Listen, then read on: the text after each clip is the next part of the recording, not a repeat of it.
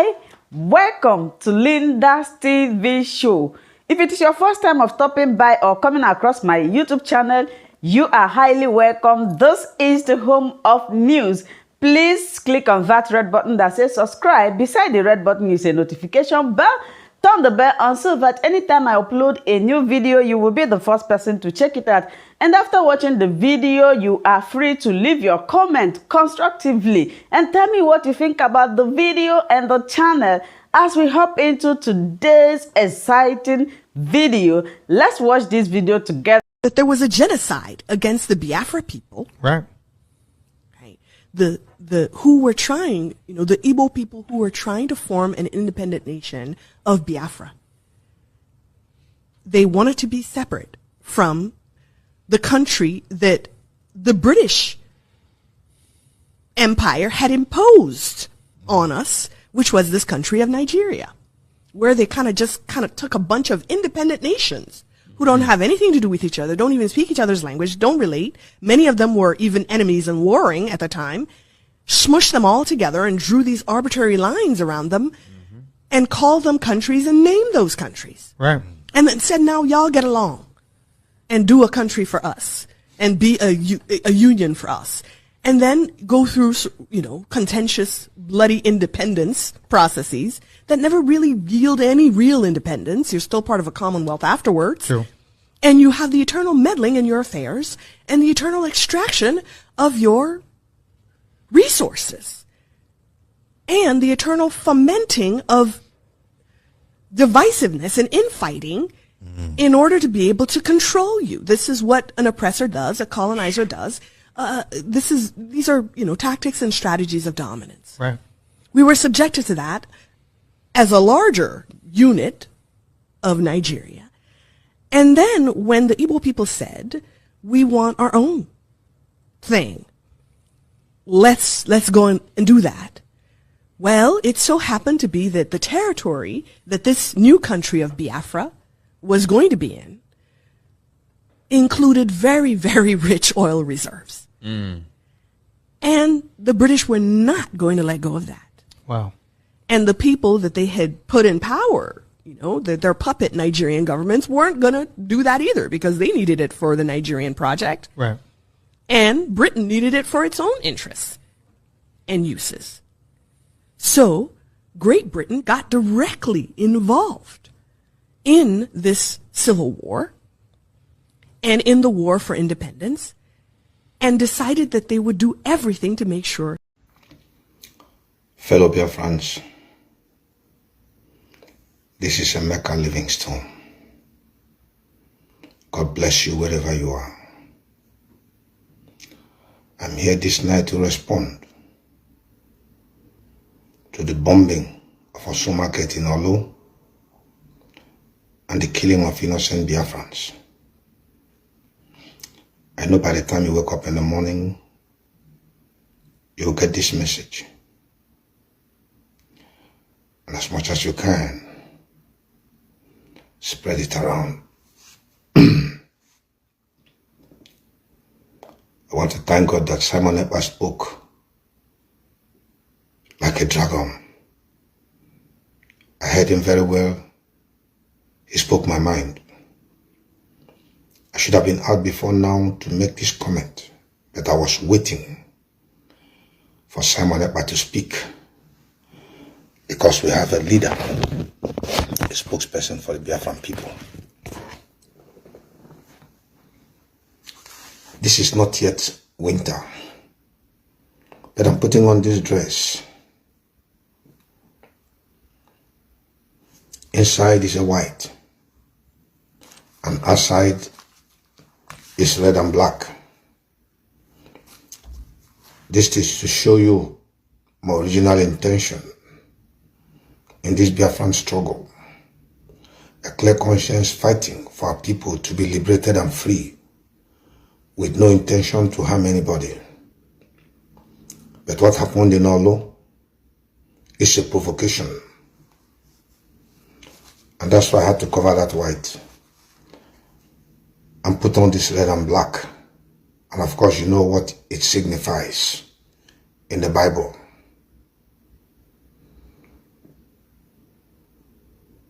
I want to make it abundantly clear that Biafrans should be prepared for the inevitable, because this is the last straw that has broken the camel's back. They are pushing us, provoking us into acting on time. I told you some time ago that these people are not planning to wait till 2023. They have another agenda.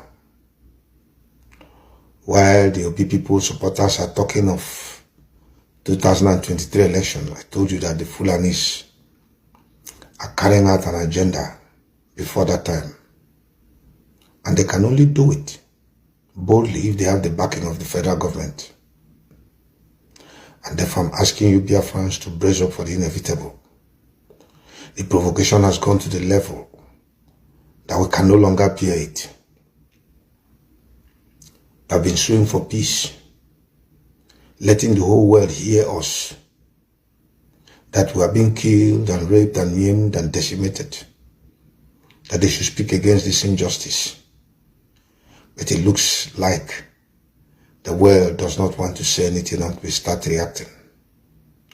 And this unprovoked attack in a place where they know the Eastern Security Network don't have any camp, but just to go and kill innocent civilians, bombard stores, burn their properties and their goods to reduce them down financially. I am very, very angry. I feel very bad about it.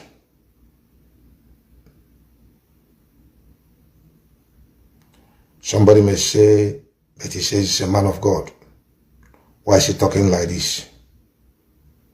If you ask that kind of question, may the Nigerian government kill your own family and your children. May they burn down your houses and rape your women and daughters. And then we'll see how you will feel. How those people that were killed today, how they felt before they died, how their family people are feeling right now. And so I'm very, very angry. I'm very pained.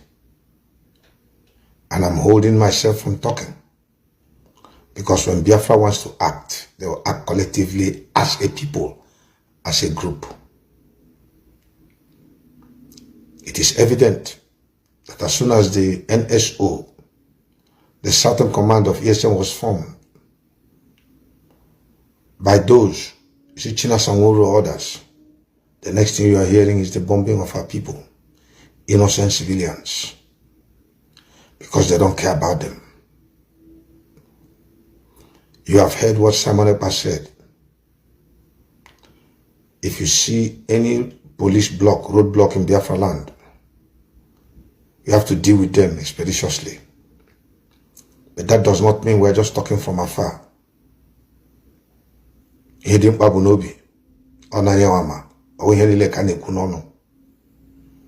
But I want you people to understand, we are going to retaliate.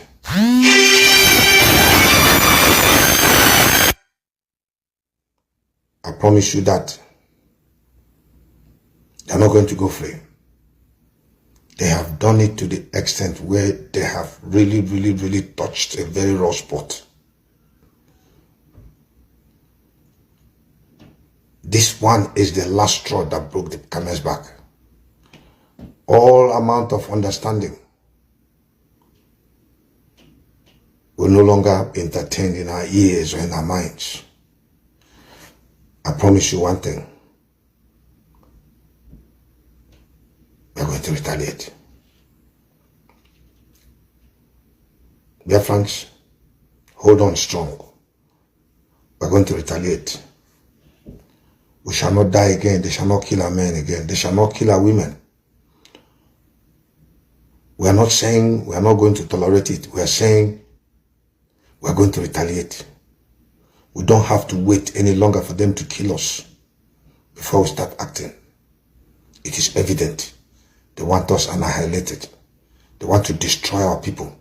They want to kill our young men. They want to remove Biafra from the face of the earth. And that's not going to happen.